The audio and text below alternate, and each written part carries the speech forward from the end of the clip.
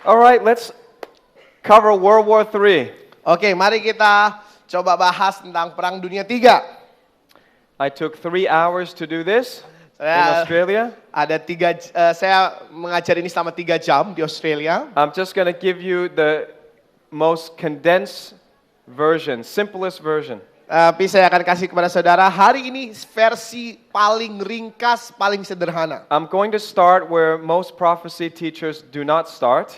Saya akan memulai dari di mana kebanyakan pengajar tentang nubuatan tentang hal ini nggak pernah memulainya dari sini. I believe that God has already set appointments, the most important events in history, on His calendar. Saya percaya bahwa Tuhan sudah mengatur janji temu tentang hal-hal yang bersejarah yang terjadi dalam sejarah umat manusia itu dalam kalendernya Tuhan. There's no point trying to study end times if we ignore God's calendar. Nggak ada gunanya kita belajar tentang akhir zaman kalau kita mengabaikan kalendernya Tuhan.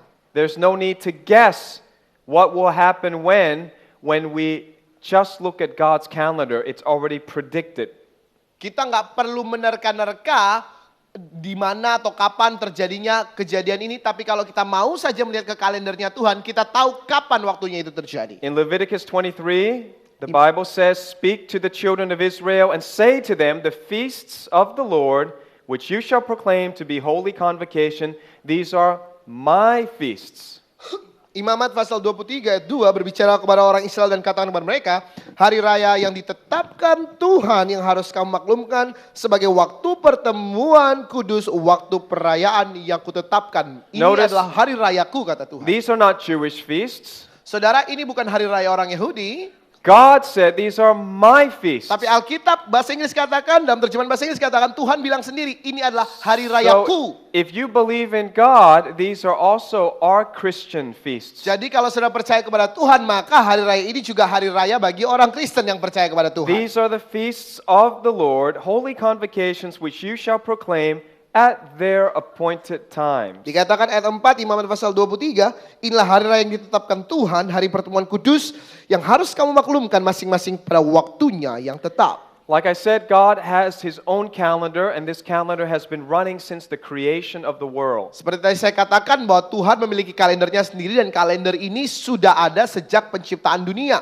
Our Gregorian calendar is only a few hundred years old. It's a new invention. Kalender Gregorian kita itu hanya berumur ratusan tahun lah saudara. Ini kalender Gregorian yang kita pakai itu masih baru. But this calendar, God's calendar, was invented from the beginning of Genesis. Tetapi kalender yang Tuhan jadikan ini sudah ada sejak zaman Kejadian. Now God tells us some holidays, each of these holidays have a historic meaning and a prophetic meaning. Tuhan memberikan kepada kita hari-hari kudus atau hari-hari raya, dan hari-hari raya ini memiliki makna profetik dan makna historis. That means they point something to the past and then they point to something in the future. Maksudnya makna historis artinya merujuk pada sesuatu di masa lalu, dan makna profetik maksudnya menunjuk pada sesuatu di masa depan. The first one happens on the 14th day of the first month, Nisan. Hari Raya Paskah terjadi di tanggal 14 bulan Nisan. It's called Passover. Disebut Hari Raya Paskah. It looks back in time to something that happened to Israel. Dan kalau kita melihat di masa lalu ada sesuatu terjadi pada umat Israel. On Passover, many thousand years ago, the Jews were delivered out of Egypt, and the blood of the lamb that they put on the door protected them from the angel of death. Hari Raya Paskah beribu-ribu tahun yang lalu adalah hari di mana bangsa Israel berhasil bebas keluar dari tanah Mesir, dan darah anak domba yang ditaruh di ambang pintu rumah mereka berhasil meloloskan mereka dari malaikat maut. The next feast happens the next day on the 15th of Nisan. Dan hari raya berikutnya terjadi di hari berikutnya setelah hari Paskah, yaitu tanggal 15 bulan Nisan. It's called the Feast of Unleavened Bread. Disebut hari raya roti tidak beragi. Their bread was unleavened because they were in a hurry to leave Egypt. Roti mereka tidak beragi karena mereka tergesa-gesa meninggalkan Mesir. They had no time to make dough and knead it and bake it. Mereka tidak memiliki waktu untuk menggilingnya dulu, bikin adonan dulu, kemudian membuat roti, memanggang roti. Nggak ada waktu untuk itu pada saat itu. This was the first fast food. Ini fast food, makanan cepat saji pertama saudara di Alkitab. McDonald's did not invent it. God invented. Bukan McDonald's yang menemukan roti tidak beragi ini, Tuhan yang menemukannya, saudara. But McDonald made it worse. Tetapi McDonald membuatnya menjadi lebih buruk. God's fast food was okay, huh? Tapi kalau fast foodnya Tuhan itu bebas So, kolesterol, saudara. this bread represents them fleeing out of Egypt. Sorry, represent Fleeing. Hari raya ini melambangkan larinya orang Israel atau keluarnya orang Israel dari tanah Mesir. 3 days later is another feast. Dan 3 hari setelah itu adalah hari raya berikutnya. On the 17th of Nisan is called the Feast of First Fruits. Tanggal 17 bulan Nisan itu adalah hari raya buah sulung. On this day, the Jews were standing in front of the Red Sea. Dan di hari ini orang-orang Israel mereka berdiri di hadapan Laut Merah. Pharaoh and his army were coming to kill them. Firaun dan seluruh tentaranya siap untuk membunuh orang Israel, sedang mengejar dan siap membunuh mereka. And they said, "We are stuck. Dan mereka bilang, udah kita terhenti di sini. We have nowhere to go. Kita nggak punya jalan kabur kemanapun. There is no way." Nggak ada jalan lagi. And then God will make a way where there seems to be. So Don Moen was playing at that day. Dan tiba-tiba lagu Don Moon mulai dikumenangkan di situ, saudara ya. Dia buka jalan saat tiada jalan. You cannot sing better than me, okay? That's, Oke. Dia buka jalan saat tiada jalan. I don't sing that bad, huh? Alright. On that day, the Red Sea parted. Di hari itu, Laut Merah terbelah. Then you wait a couple of months, there's another feast called Shavuot. Dan kemudian kita menunggu beberapa bulan setelah itu, ada satu hari raya disebut Hari Raya Shavuot. Moses went out Mount Sinai and then God gave him the 10 commandments. Di hari raya itu adalah hari peringatan di mana Musa itu naik ke atas gunung Sinai dan Tuhan berikan kepadanya 10 perintah. This is the foundation of all civilization on earth. Ini adalah dasar atau fondasi dari seluruh peradaban di muka bumi. A very important day, and God said, I already marked it on the calendar. Hari yang sangat penting, Tuhan bilang gini, Tuhan sudah kasih tanda itu di kalendernya dia. Then you have to wait 4 months. Dan kemudian kita tunggu 4 bulan setelah hari raya Shavuot. And you come to the feast that we studied last time, the Feast of Trumpets or Yom Teruah. Dan kita sampai kepada hari raya yang tadi kita pelajari, namanya hari raya Yom Teruah atau hari raya peniupan sangkakala, peniupan seruni. It's the unknown day. Itu adalah hari yang tidak diketahui. It starts either the 1st or the 2nd of Tishri. Dimulai atau hari raya ini tanggalnya kurang lebih kalau nggak tanggal 1 ya tanggal 2 bulan And from Tishri. that day for 10 days is called the Days of Awe. Dan dari hari itu sampai 10 hari setelahnya disebut hari raya pengagungan atau hari raya kekaguman akan Tuhan. On the 10th day of Tishri is another feast called Yom Kippur. Dan tanggal 10 bulan Tishri adalah hari raya berikutnya yaitu hari yang disebut hari raya Yom Kippur. In English, we just call it the Day of Atonement. Dan dalam bahasa Inggris disebut sebagai hari raya pendamaian. For the Jews, they call this the holiest day. Dan bagi orang Yahudi mereka menyebut hari raya pendamaian ini sebagai This is hari the paling kudus. National Day of Repentance. Karena ini adalah hari pertobatan nasional buat Then mereka. 5 days later is Sukkot. Dan 15 hari setelah itu adalah hari raya Sukkot. It's called in English, tabernacles or tents. Dan kita mengetahuinya sebagai hari raya pondok daun atau dalam bahasa Inggris hari raya tabernakel. And it represents rest from their years of wandering in the wilderness. 38 years they were suffering in the desert. Dan mereka itu melambangkan mereka sedang beristirahat, bagaimana mereka berhasil istirahat sejak pengembaraan mereka di padang gurun. Now there are 2 more feasts that God did not specify in Leviticus. Ada 2 hari raya lagi yang tidak dispesifikasi, tidak terlalu spesifik Tuhan jelaskan di kitab Imamat. God specified 7. Yang Tuhan spesifikkan benar-benar 7 hari raya. But Hanukkah was added in between the Old Testament and the New Testament. Tapi hari raya Hanukkah itu ditambahkan di antara perjanjian lama dan perjanjian baru. It comes on the 25th of Kislev.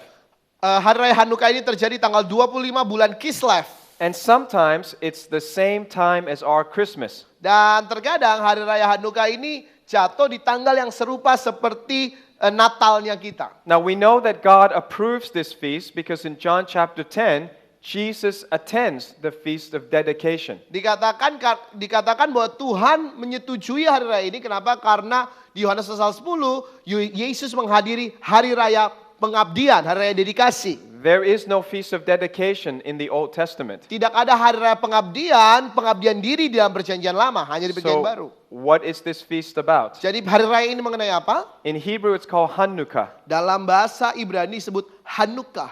It celebrates the fact that in 167 BC, an evil Syrian king took over the temple. Mereka memperingati bahwa tahun 167 sebelum Masehi, ada satu raja Syria yang begitu jahat, dia menguasai bait suci. Whatever happened before is what will happen again. Apapun yang terjadi sebelumnya itu yang akan terjadi kemudian.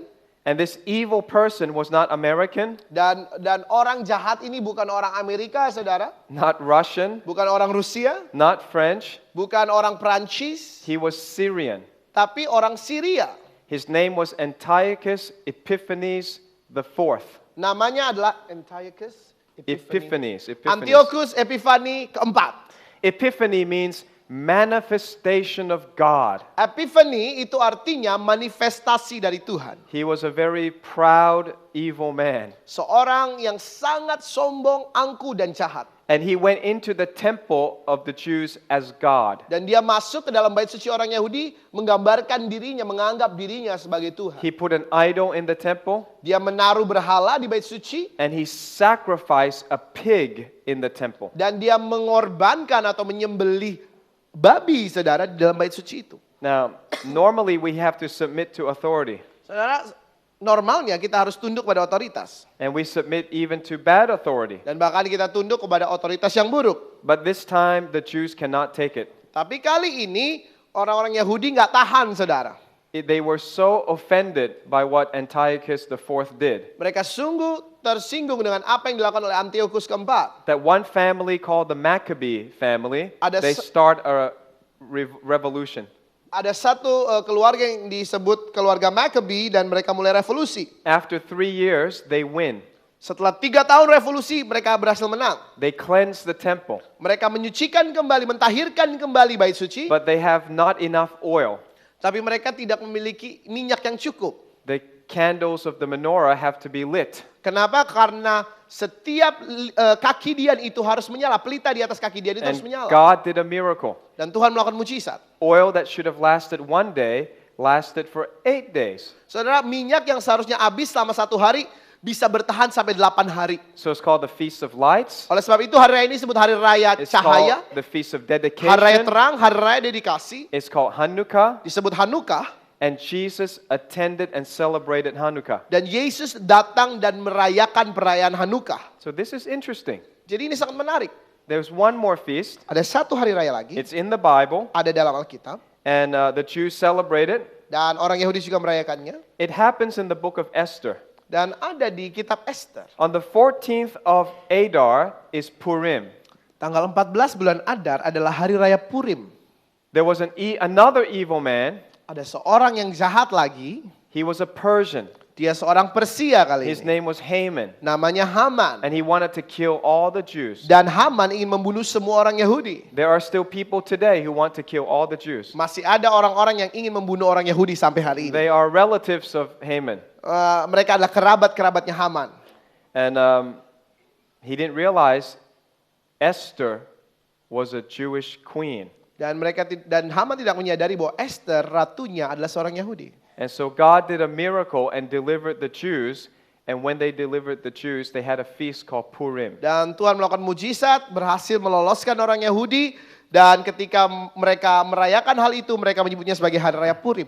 So now you understand the historic meaning of these feasts. Saudara, jadi kita sudah ngerti arti historisnya, apa yang terjadi dalam sejarah dalam hari raya ini. But I told you, if you know these feasts, you also know the future. Saudara, tadi saya sudah katakan begini, kalau engkau tahu hari raya ini dan apa arti historisnya, maka engkau juga akan tahu apa yang terjadi di masa yang akan datang, masa depannya. So what is the prophetic meaning of each of these 9 feasts? Jadi apa makna profetik dari setiap 9 hari raya ini? All of God's holy days point to one person, Jesus the Messiah. Seluruh hari raya Tuhan itu hanya tertuju kepada satu pribadi, yaitu Yesus Sang Mesias. All feasts celebrate Yeshua. Semua hari raya ini merayakan Yeshua. So you take Passover, what does it mean? Saudara, Paskah maksudnya apa? On the 14th day of Nisan, Jesus was crucified. Tanggal 14 bulan Nisan adalah tanggal di mana Yesus disalibkan. He's the true Lamb of God that protect us from the angel of death. Dia adalah anak domba Allah yang sejati yang melindungi kita dari malaikat maut. On the 15th of Nisan, his body, his sinless body, like unleavened bread, was buried. Tanggal 15 bulan Nisan, tubuhnya seperti roti yang tidak beragi yang tanpa dosa itu dikuburkan. On the 17th of Nisan, just like the Red Sea rose up and parted, Jesus resurrected from the dead. Saudara, tanggal 17 bulan Nisan, sebagaimana Laut Merah bangkit dan terbelah, demikian juga tanggal 17 bulan Nisan, Yesus bangkit dari antara orang mati. On the 6th of Shavuot, or the 6th of Sivan, Shavuot, just as God gave the law to Moses, God gave the Holy Spirit who wrote the law to the church. Tanggal 6 bulan Sivan atau di hari raya Shavuot, sebagaimana Tuhan memberikan hukum Taurat kepada Musa, demikian juga Tuhan memberikan Roh Kudus untuk menggenapi segala nubuatan hukum Taurat we kita know para these nabi. four feasts, first four have been fulfilled to the day. Saudara, kita tahu 4 hari raya ini sudah digenapi sampai hari ini. So it's reasonable to believe that the last feasts will also be fulfilled to the day. Jadi sangat masuk akal kalau kita juga percaya bahwa 5 hari raya terakhir itu juga akan digenapi sampai hari ini. What does Yom Teruah point to? Apa yang ditunjuk oleh Yom Teruah ke masa depan? Well, it's the day of blowing trumpets. Apa itu hari raya peniupan sangkakala, hari raya peniupan seruni? And the Bible says at the last trumpet, the dead will rise. Alkitab katakan sebab pada sangkakala terakhir dibunyikan maka mereka yang mati akan dibangkitkan. And we who are alive, we did not die, God will catch us up. Dan kita yang masih hidup dan belum mati maka Tuhan akan mengangkat kita. So we believe, many people believe that Yom Teruah is the exact day of the rapture. Jadi banyak orang yang percaya bahwa Yom Teruah adalah hari yang tepat untuk pengangkatan. Amen. Amin. Yom Kippur is what does it point to in the future? Apa yang ditunjuk oleh Yom Kippur, hari raya pendamaian ini di masa depan? It's the future day when the Jews will accept the Messiah. Itulah satu hari di masa depan di mana orang-orang Yahudi akan menerima Yesus sebagai Mesias. I don't know if all Jews will accept the Messiah, Saya tidak tahu apakah seluruh orang Yahudi akan menerima Mesias. but if you're Jewish, the Bible says 1/3 of the Jews will recognize the Messiah has come. Tapi kalau engkau adalah orang Yahudi, maka engkau akan menyadari bahwa di Alkitab katakan sepertiga orang Yahudi dari jumlah orang Yahudi akan percaya bahwa Mesias itu If sudah you don't datang. believe that, you should read Micah chapter 5 and find that Jesus, the Messiah, would be born in Bethlehem. Kalau engkau tidak percaya hal itu, engkau bisa baca Mika pasal 5 bahwa Yesus sang Mesias itu akan lahir dari kota Bethlehem. If you're Jewish, you should read Isaiah 7. It says the Messiah will be born of a virgin. Kalau engkau seorang Yahudi, engkau harus baca Yesaya pasal 7 yang mengatakan bahwa Mesias itu akan lahir dari seorang anak darah. If you're Jewish, you should read Isaiah 53 and realize the Messiah would suffer for your sins. Kalau engkau adalah orang Yahudi, engkau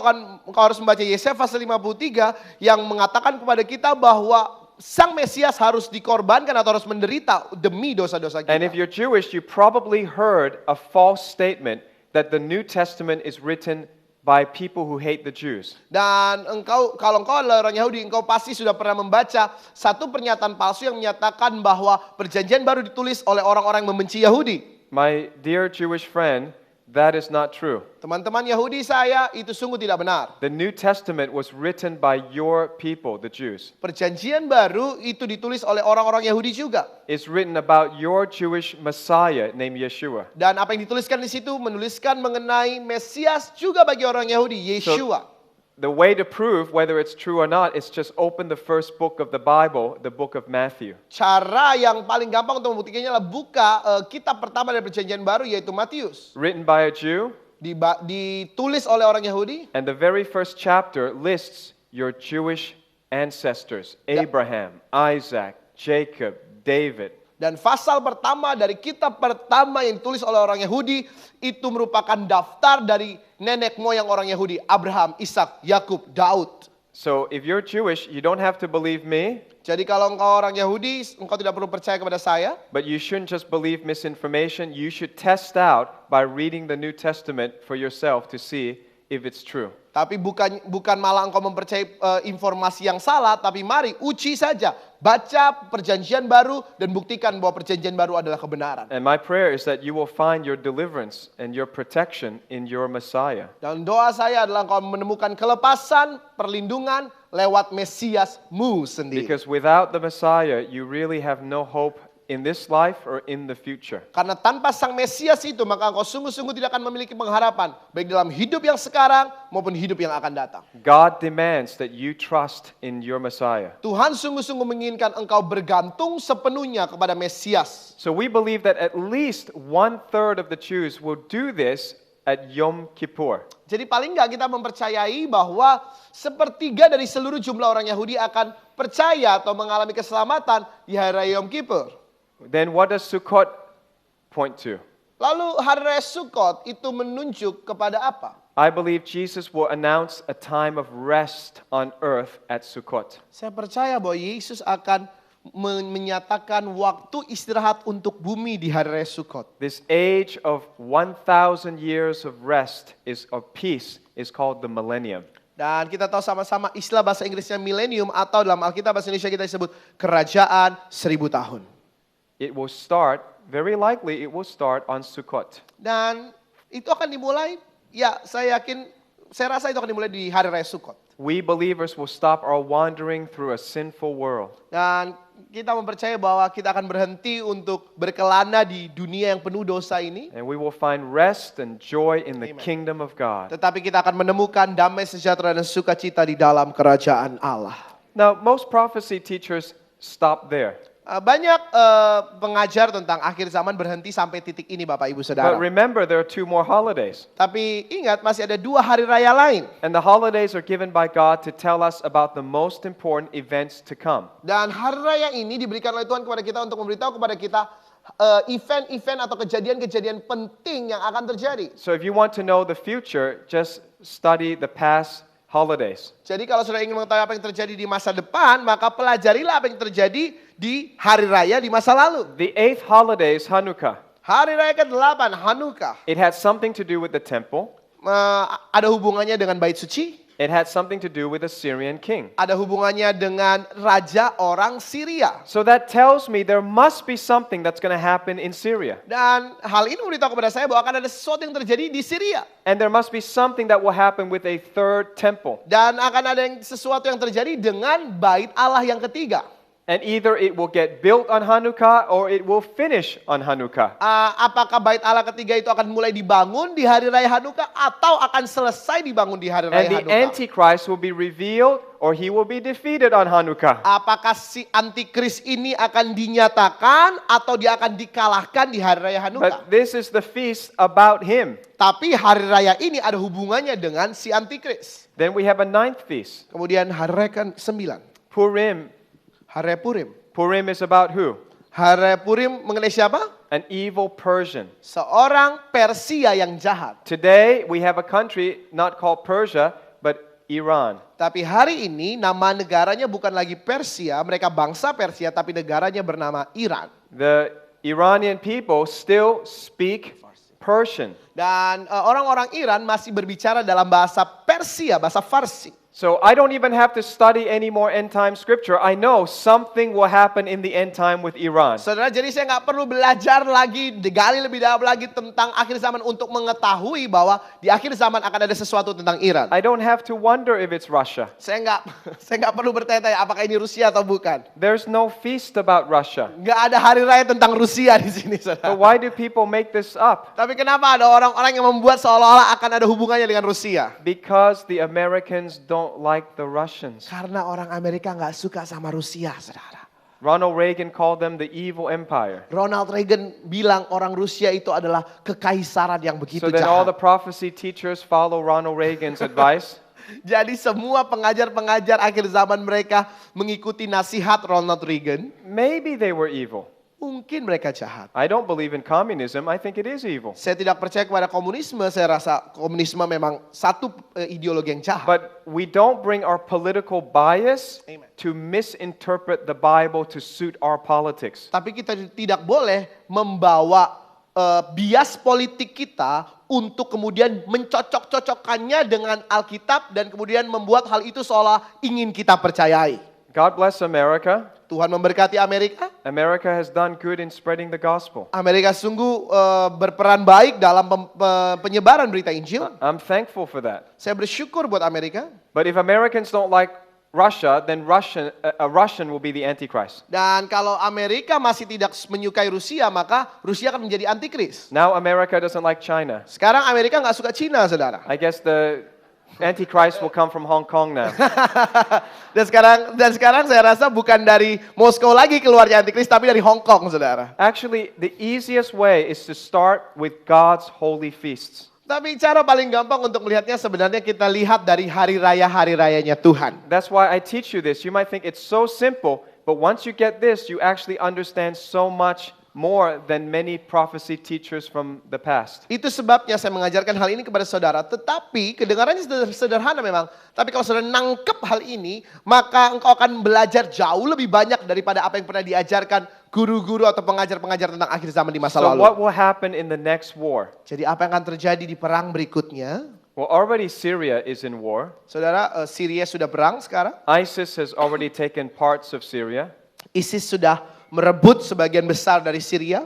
But I think Iran is the next instigator of war. Tapi saya merasa bahwa Iran itu akan menjadi sebab musabab daripada perang dunia Now that we berikutnya. have this clue, we go into the Bible and look further. Saudara, ketika kita sudah melihat petunjuk ini, yuk kita lihat Alkitab lagi untuk melihat lebih dalam, lebih jauh. In the book of Daniel, God calls Iran a ram. Kitab Daniel, Tuhan menyebut Iran sebagai domba jantan. The angel Gabriel actually interprets it so we don't have to wonder the ram is Iran. Malaikat Gabriel sendiri yang menafsirkannya atau memberikan arti itu. Jadi kita nggak perlu mikir apa arti domba jantan. Domba jantan bicara tentang Iran. And Daniel chapter 8 says something very interesting about the ram. Dan Daniel 8 bicara sesuatu yang sangat menarik tentang Iran. Let's look at just 2 verses. Mari kita lihat 2 ayat ini. Starting at verse 3, I raised my eyes and saw and behold a ram standing on the bank of the canal. It had 2 horns, and both horns were high, but one was higher than the other.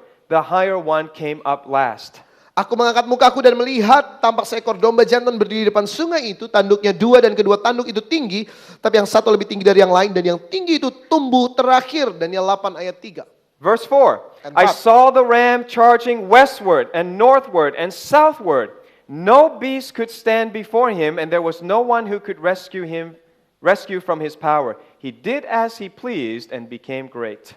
Ayat 4, Daniel pasal 8, aku melihat domba jantan itu menanduk ke barat, utara, dan ke selatan. Tidak ada seekor binatang pun yang tahan menghadapi dia.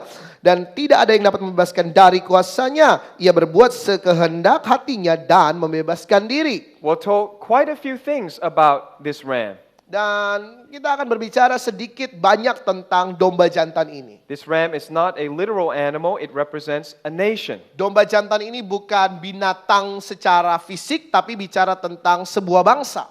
It stands on the bank of a canal. This is the city of Susa. This is where Daniel was. Dikatakan bahwa dia berdiri di depan sungai itu, berdiri di depan tempat di mana Daniel ada. It had 2 horns, but one was bigger than the other. Dikatakan begini, domba jantan ini memiliki 2 tanduk, yang satu lebih besar dari yang lain. Well, Iran is run by 2 different powers.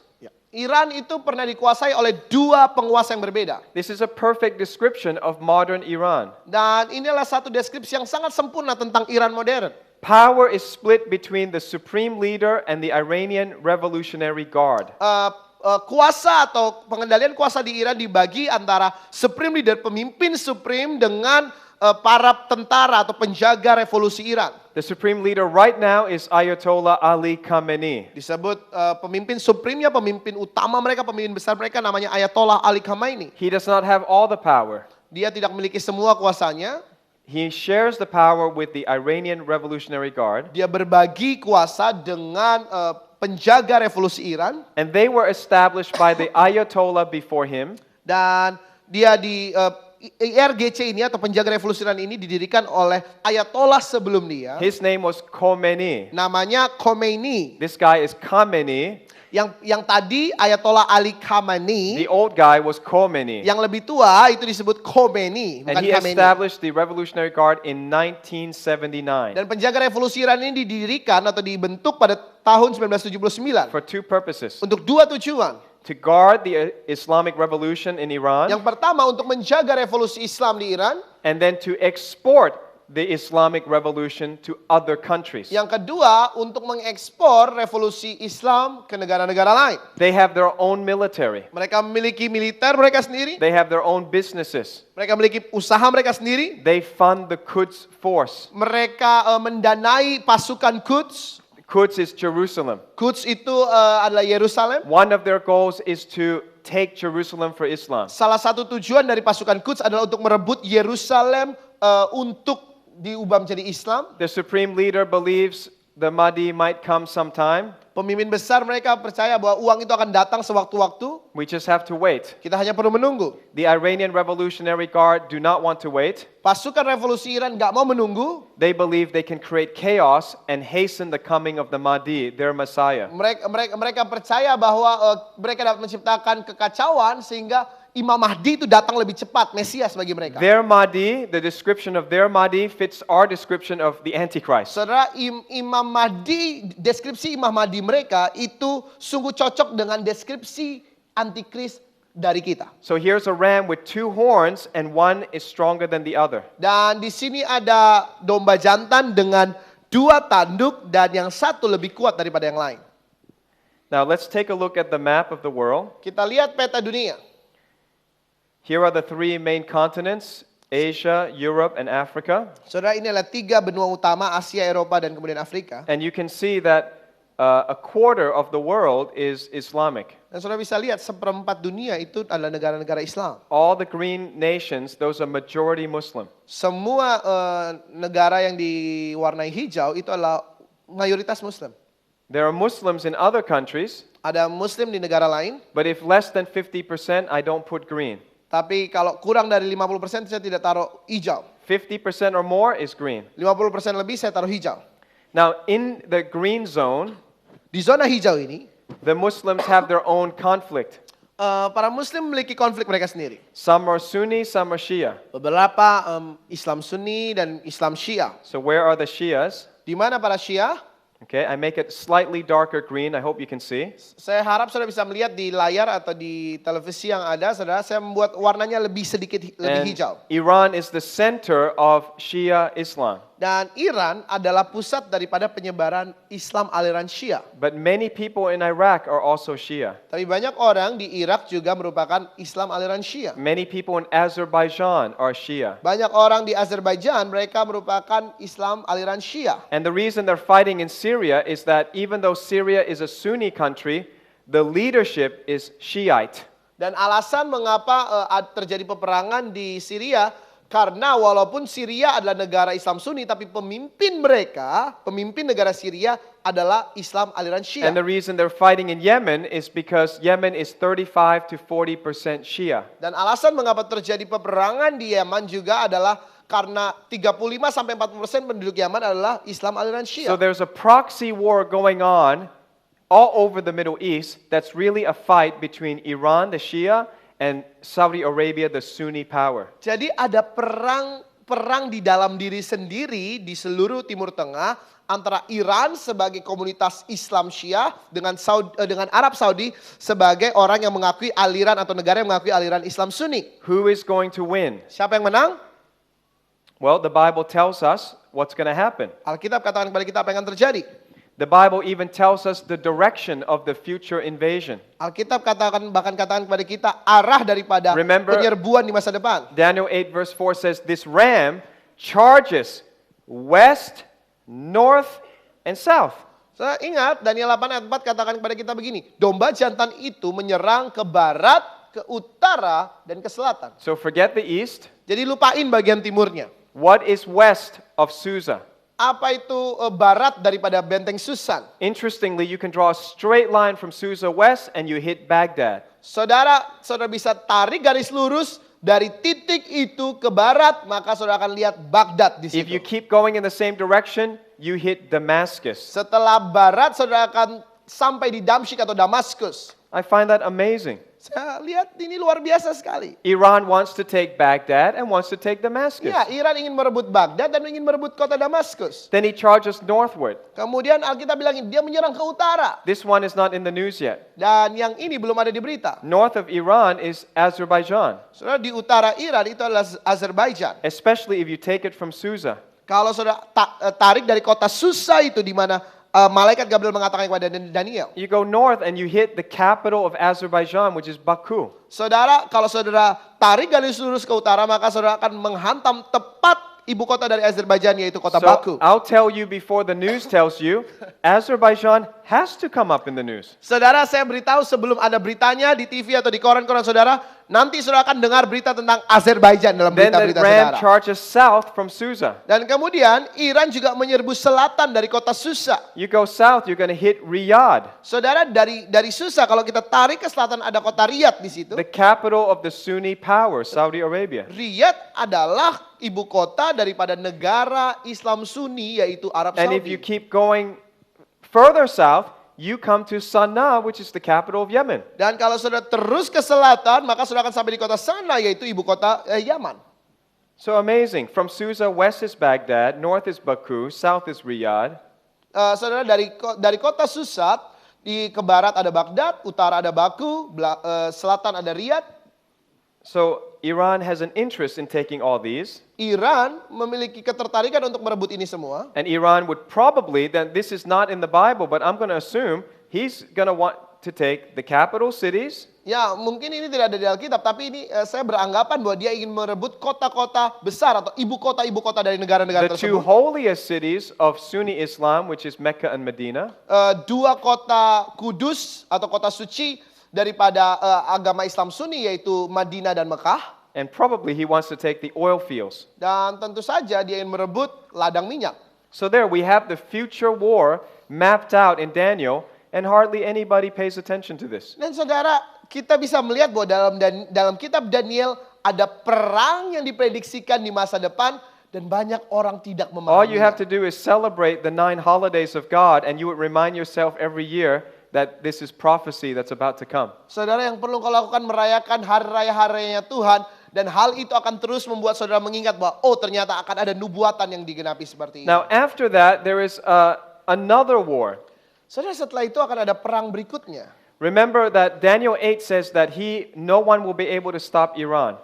Dan Daniel pasal 8, kita tahu sama-sama Alkitab katakan kepada kita tidak ada yang dapat menghentikan domba jantan itu atau si Iran itu. Now, right now, the West thinks Iran can be contained. Saudara, tapi sekarang ternyata Iran masih bisa ditahan. But Daniel chapter 8 says Iran cannot be contained. Tapi Daniel pasal 8 bilang kepada kita bahwa Iran nggak bisa ditahan.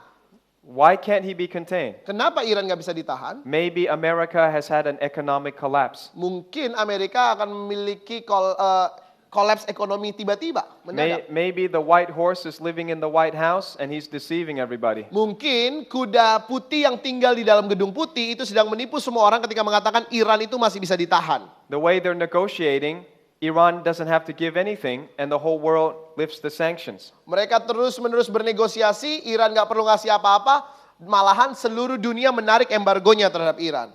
Obama gives Iran a deadline and then they can just keep pushing the deadline forward. Obama ngasih tenggat waktu kepada Iran, tetapi Iran berhasil mengulur-ngulur waktunya.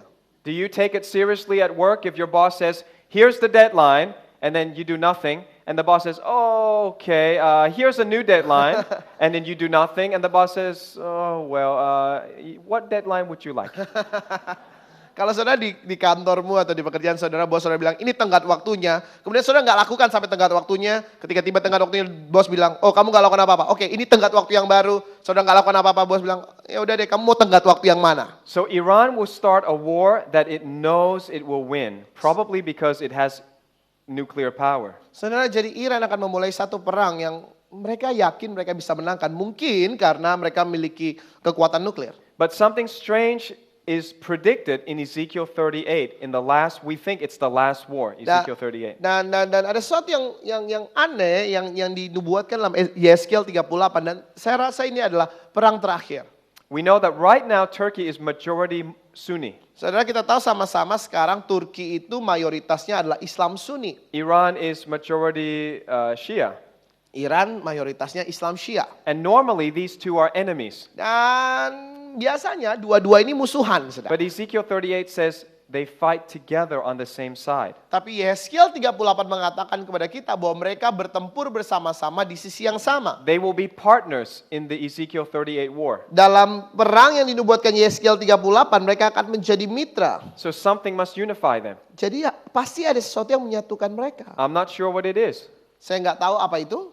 Either Turkey becomes ruled by Shia Muslims, Apakah Turki akan dikuasai atau pemimpinnya akan menjadi pemimpin dari aliran Syiah? like Syria is ruled by Shia Muslims, even though the majority of people are Sunni. Seperti negara Syria, mayoritas penduduknya adalah Islam Sunni, tapi penguasanya, para pemimpin mereka adalah Islam Syiah. Or Iran becomes so powerful that Turkey says, I'd rather be your friend than fight you. Atau Iran menjadi benar-benar berkuasa sekali sampai Turki harus bilang, oke, daripada saya musuhan sama kamu, lebih baik saya berteman dengan But kamu. whatever happens, we know in Ezekiel 38 that these countries will invade Israel. Tapi apapun yang terjadi dalam Yeskiel 38 kita akan tahu sama-sama bahwa negara-negara ini akan menyerbu Israel. This is a very strange war. Saudara, ini adalah perang yang sangat aneh. I've heard many people teach on it, Saya mendengar banyak orang mengajarkan tentang hal ini. but I think when you see a picture of it, it tells you something very strange. Tetapi ketika saudara melihat gambarannya, maka akan memberitahu kepada saudara ini sangat aneh. This is the first war against Israel where none of the neighboring countries are involved. Ini adalah perang pertama bagi Israel di mana negara-negara yang tepat bersebelahan atau negara yang tepat bertetangga dengan Israel nggak ikut-ikutan, saudara. So normally they would fight Egypt and Jordan and Syria. Jadi sebelumnya biasanya Israel tuh perangnya sama Mesir, Yordan, Syria. But Ezekiel 38 says it's not the immediate neighbor, it's the distant neighbors that will be coming to fight. Yeskiel 38 katakan kepada kita bukan tetangga sebelah tetapi tetangga jauh yang akan menyerbu. It's the fact that this is so odd that this prophecy is so interesting. Saudara, fakta bahwa hal ini cukup aneh yang membuat nubuatan ini menjadi begitu menarik. So I think that this last tetrad, blood moon, may start trigger something that will make this scenario more likely. Saudara, jadi saya merasa bulan berdarah yang keempat dari tetrat di tahun ini itu akan memicu sesuatu dari skenario ini bisa terjadi. So we can watch these 4 countries. Jadi kita bisa perhatikan 4 negara ini. Amen? Amin. Now you know the news ahead of time. Saudara sudah tahu beritanya sebelum terjadi, saudara ya. Nuclear bombs will be exchanged at some point. Akan ada pertukaran bom nuklir. Ezekiel 39 says, Yeskiel 39 bilang gitu. I will send fire on Magog and those who dwell securely in the isles. Aku mendatangkan api ke atas Magog dan ke atas orang-orang yang diam di daerah pesisir. Verse 9, those who dwell in the cities of Israel shall go forth and shall make fires of the weapons and burn them, and they shall make fires of them for 7 years. Ayat 9, Yeskiel 39, dan yang diam di kota-kota Israel akan keluar dan menyalakan api serta membakar semua perlengkapan senjata Gog, yaitu perisai kecil dan besar, busur dan para tongkat pemukul dan tombak, dan mereka membakarnya selama 7 tahun. You cannot burn arrows and bows for 7 years. Saudara, engkau nggak bisa membakar busur dan panas selama 7 tahun. This weapon is not the ancient weapon, Sebab senjata ini bukan senjata purbakala. but nuclear weapon can burn easily for 7 years. Tetapi sisa-sisa senjata nuklir itu dapat dibakar atau dibuang selama 7 tahun. So we believe this is coming. Jadi kita dapat percaya bahwa hal ini bisa terjadi atau akan terjadi. A nuclear war. Satu perang nuklir. In this war, Israel wins. Dan dalam perang ini Israel menang. So they don't have to be afraid of that, Jadi mereka tidak perlu takut tentang hal ini. but they must put their faith in the Messiah. Tapi mereka harus menaruh iman mereka kepada Mesias. All right, why does God tell us all this? Pertanyaannya, mengapa Tuhan memberitahu kepada kita semua ini? He said, if I've told you earthly things and you don't believe, how will you believe if I tell you heavenly things? Yohanes pasal 3:12, jika aku memberitahu kepadamu hal-hal duniawi dan kau tidak percaya, apalagi kalau aku memberitahu kepadamu hal-hal yang sifatnya surgawi, kata Yesus kepada Nikodemus. He says, I know you haven't seen heaven, Kau tahu kau belum pernah melihat surga, you haven't seen hell, kau belum pernah melihat neraka, And so, for you to believe in eternity, I want to tell you some things that you can see. Jadi untuk engkau percaya kepada kekekalan, aku perlu memberitahumu sesuatu yang bisa engkau lihat. There is no book in the world like the Bible. Tidak ada satupun buku yang bisa menyamai Alkitab di dunia ini, saudara. I've read a lot of books. Saya baca banyak buku. There is no book like the Bible. Tidak ada satupun buku yang seperti Alkitab. You can say, oh, Nostradamus said something. Saudara mungkin bilang, oh Nostradamus katakan sesuatu. He writes quatrains, 4 lines. Dia menulis quatrains 4 baris. There's nothing that is so specific and detailed like Ezekiel 38. Tetapi tidak ada satupun yang benar-benar spesifik seperti yang dikatakan Yeskiel It's all 38. vague in general. Seringkali semua buku yang lain mereka samar-samar. Mereka sifatnya berbicara secara umum. But God wrote the Bible so that you can know for sure that heaven and hell are real. Saudara, tapi Tuhan menulis Alkitab kepada kita supaya kita tahu dengan pasti bahwa sorga dan neraka itu nyata. I want to share something a little bit different. Saya membagikan sesuatu yang sedikit berbeda. For all the people who say, I don't believe what I cannot see. Bagi orang-orang yang bilang, saya nggak akan percaya apa yang saya nggak bisa lihat. I don't believe in hell Saya tidak percaya akan neraka. because there's no evidence Karena tidak ada buktinya, and you can't prove it to me. dan kamu nggak bisa buktikan kepada saya. Well, actually, I might be able to prove it to you Saudara, sebenarnya saya mungkin bisa buktikan kepada saudara. because the Bible already knows all your questions. Karena Alkitab sudah tahu semua jawaban saudara, pertanyaan saudara. Let's see what the Bible says. Mari kita lihat apa yang Alkitab katakan. Mark chapter 9, Jesus actually talks about fire in hell 6 times. Markus pasal 9, Yesus berbicara atau menyebutkan tentang api neraka 6 kali. Perhaps you can just read verse 43 to 48 in Bahasa. Markus pasal 9 ayat 43 If you're an sampai English speaker, just follow along in your Bible. Get it open. Mark 9, 43, until 47. 48. Oh, oke. Markus pasal 9 ayat 43 sampai 48 saya akan bacakan dalam bahasa Indonesia bagi saudara. Kalau Bapak saudara berbahasa Inggris bisa melihat di layar. Markus pasal 9. Dan jika tangan menyesatkan engkau penggalah, karena lebih baik engkau masuk ke dalam hidup dengan tangan kudung daripada dengan utuh kedua tanganmu dibuang ke dalam neraka, ke dalam api yang tak terpadamkan. Di tempat itu ulatnya tidak akan mati dan apinya tidak akan padam. Dan jika kakimu menyesatkan engkau penggalah, karena lebih baik engkau masuk ke dalam hidup dengan timpang daripada dengan utuh kedua kakimu dicampakkan ke dalam neraka. Di tempat itu ulatnya tidak akan mati dan apinya tidak akan padam. Dan jika matamu menyesatkan engkau cungkilah, karena lebih baik engkau masuk ke dalam kerajaan Allah dengan bermata satu daripada dengan bermata dua dicampakkan ke dalam neraka, di mana ulat-ulat bangkai tidak mati dan api tidak padam. Karena di mana ulat-ulat bangkai tidak mati dan api tidak akan padam. Ayat 48 selesai. Okay, so wherever hell is, it's hot. Saudara, jadi dimanapun neraka ada, neraka itu panas, saudara. Hell is not on Pluto. Neraka itu bukan di Pluto. Pluto is cold. Kenapa? Karena Pluto itu dingin. Yeah? So we have to look somewhere else, correct? Jadi kita harus cari tempat lain. All right, what else does the Bible say about hell? Apalagi yang Alkitab katakan tentang neraka? Where is hell? Di mana ada neraka? Matthew 12, verse 40. Matius For 12. as Jonah was 3 days and 3 nights in the belly of the great fish, so will the Son of Man be 3 days and 3 nights in the heart of the earth. Matius 12 ayat 40. Sebagaimana Yunus berada 3 hari 3 malam di dalam perut ikan besar, demikianlah anak manusia akan berada 3 hari 3 malam. Dalam bahasa Inggris kata ini, di jantung bumi. So the Bible says hell is under the earth. Jadi Alkitab katakan kepada kita bahwa neraka itu ada di bawah bumi. If you just stamp your feet, that's where hell is. Down there. Kalau saudara jejakkan kaki saudara seperti itu, saudara akan tahu bahwa neraka itu ada di bawah situ. The people who are in hell right now, they're under your feet. Try, stamp your feet. That's where it is. Orang-orang yang ada di neraka sekarang berada di bawah kaki saudara. Coba jejakkan kaki saudara sekarang. It is a prison down there. Saudara, ada penjara di bawah situ. And if you look at what scientists have found, under the earth it's not cold. Dan kalau saudara menemukan apa yang ilmuwan katakan, di bawah bumi atau dasar bumi ini nggak dingin, saudara.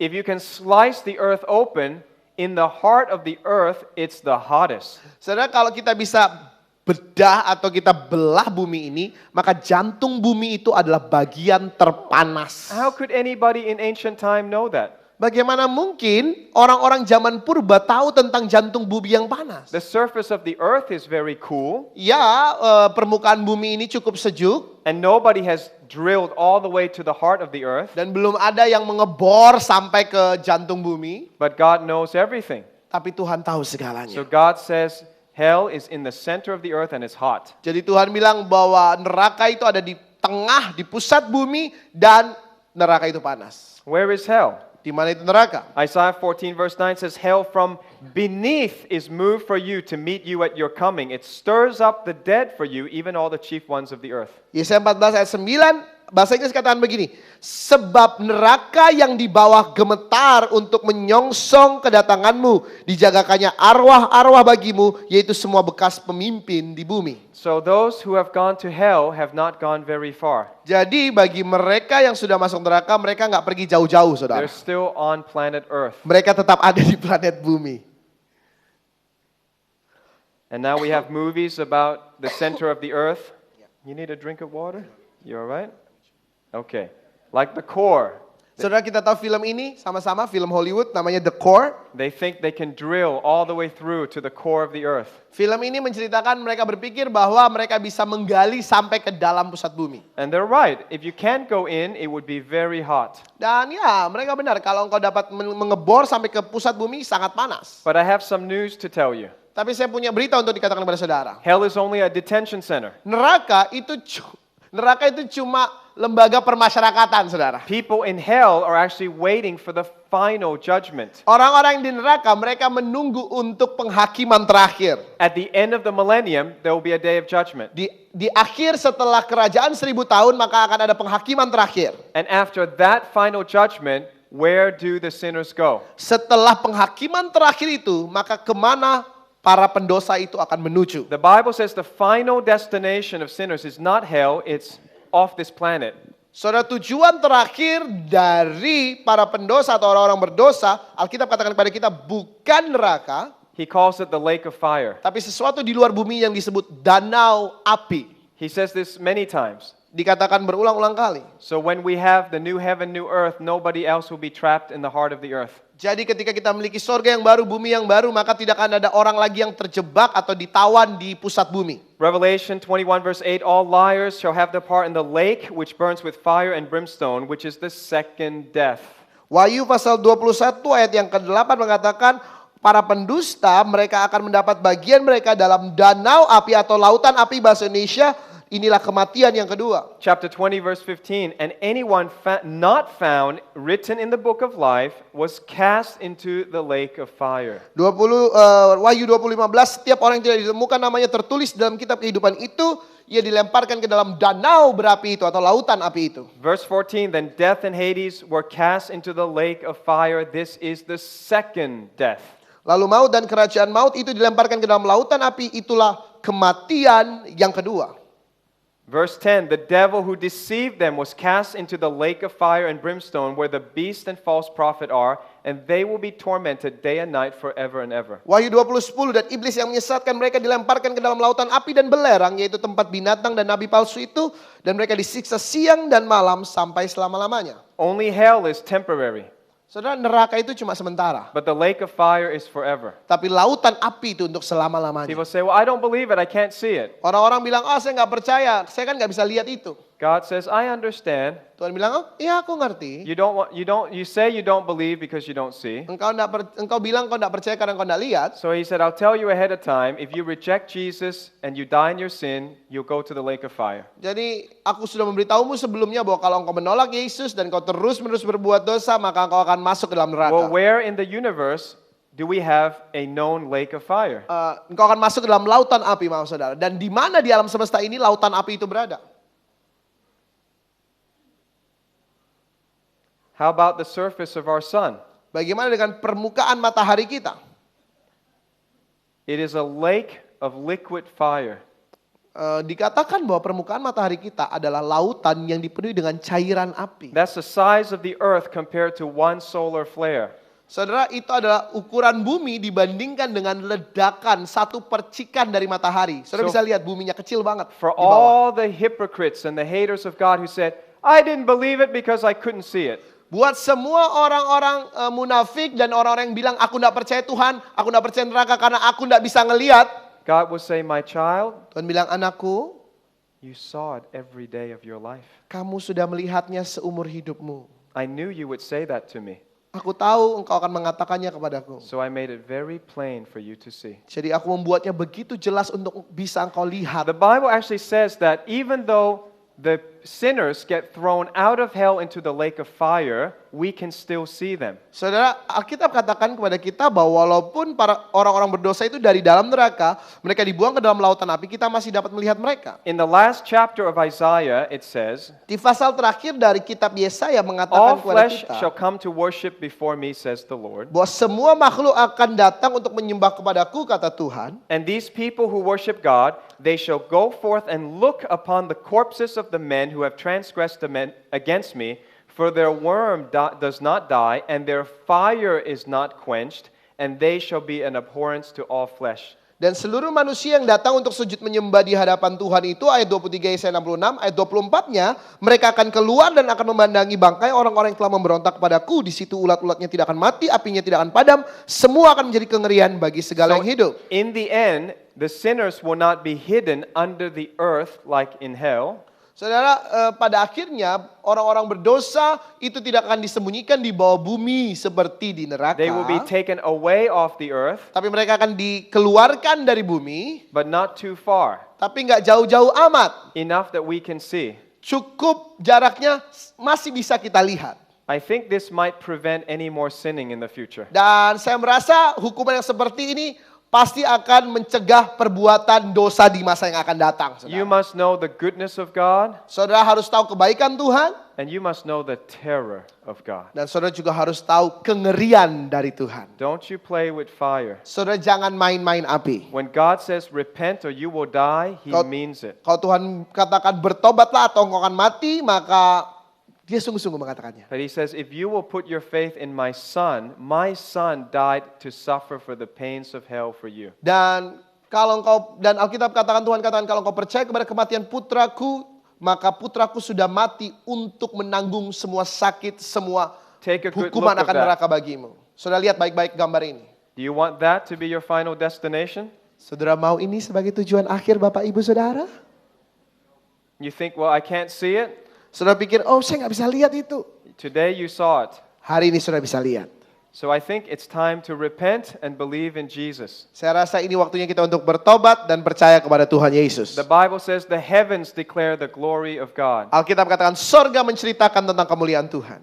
When you look up into the sky, you see the beauty of the universe. Ketika saudara melihat ke angkasa, engkau dapat melihat keindahan alam semesta. But we are so small. Tapi kita begitu kecil. Even our sun is a tiny star. Bahkan matahari kita adalah bintang yang termasuk ukuran kecil dari segala bintang yang You ada di must know the angkasa. terror of God. Kau harus mengetahui kengerian yang datang dari His Tuhan. power is terrifying. Kuasanya benar-benar And mengerikan. He will use this power against Satan. Dan dia akan memakai kuasa yang mengerikan ini untuk menghancurkan si So setan. He says, get away from Satan. Jadi Tuhan katakan dulu kepada kita, Get- ayo jauh-jauh dari setan. Get away from sin. Jauh-jauh dari dosa. Because one day I will lose my patience. Karena satu hari nanti aku akan kehilangan kesabaranku. And I will not let evil run forever. Dan aku tidak akan membiarkan kejahatan terus-menerus berkuasa. That's the good news of the end time. Dan itu adalah kabar baik dari akhir zaman. Evil will end. Saudara, kejahatan akan berakhir. But don't be found on the evil side. Tapi jangan sampai kita ditemukan ada di pihak yang jahat. Repent and run to Jesus while you have time. Bertobat dan larilah kepada Yesus selagi engkau punya waktu. I want to pray that you know Jesus for sure. Saya mau sungguh-sungguh berdoa, saudara sungguh-sungguh mengenal Yesus. Please bow your heads. Mari tundukkan kepala kita sama-sama Bapak If Ibu you Saudara. want to run to Jesus, Kalau engkau sungguh-sungguh ingin berlari if kepada you Yesus. don't want to taunt and tempt God and say, I didn't see hell, Kalau saudara nggak mau lagi untuk menguji Tuhan, engkau tidak mau lagi mengatakan, oh aku nggak pernah lihat neraka. I didn't see the lake of fire, Oh aku nggak pernah lihat lautan api. don't tempt God. Jangan cobai Tuhan. If you want to run to Jesus, Kalau engkau ingin berlari kepada Yesus, humble yourself rendahkan hatimu, rendahkan dirimu. and raise your hand to Jesus and say, yes, Jesus. Angkat tangan saudara pagi ini dan katakan, ya Yesus. Say, I want to make sure I know Jesus. Aku sungguh ingin memastikan aku mengenal Yesus. If there's any sin in my life, I want to repent right now. Kalau ada dosa dalam hidupku, aku mau bertobat sungguh-sungguh sekarang. And God will hear your prayer. Dan Tuhan akan mendengar doa saudara. Now pray this with me. Mari ulangi kata-kata saya. If you raised your hand, Kalau saudara angkat tangan saudara, ulangi doa saya. if you didn't raise your hand, don't pray. Kalau saudara tidak mengangkat tangan saudara, This is nggak usah a ikuti doa saya. serious decision. Ini adalah keputusan yang serius. This is not something for secret. Ini bukan sesuatu yang harus If you're dirahasiakan. running to Jesus, you put your hand up. Kalau saudara berlari kepada Yesus, mari angkat tangan saudara tinggi-tinggi. Now say, Dear Lord Jesus, Katakan, Tuhan Yesus yang baik, forgive me for doubting you. ampuni saya karena saya ragu akan Engkau. Today I have faith. Hari ini saya memiliki iman. Today I believe Hari ini saya percaya that I have nothing to give you. bahwa saya tidak memiliki apapun untuk diberikan kepadamu. I cannot save myself, Saya tidak bisa menyelamatkan diri saya sendiri. but I believe you can save me. Tapi saya percaya Engkau dapat menyelamatkan saya. I believe you died on the cross for me. Saya percaya Engkau mati di atas salib bagi saya. I believe you paid for my sins. Saya percaya Engkau sudah membayar semua dosa saya.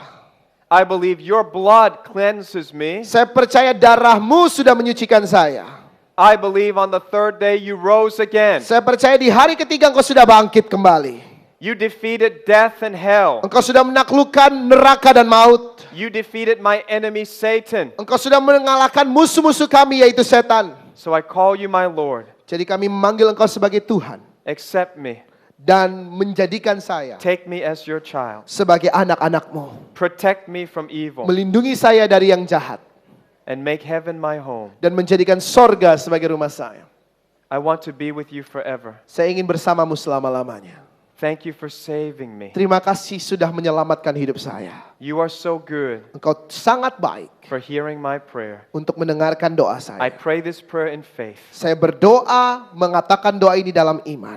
and in the name of Di Jesus. dalam nama Tuhan Yesus. Amen. Amin. Amen. Praise God. Puji Tuhan. Many of you prayed that.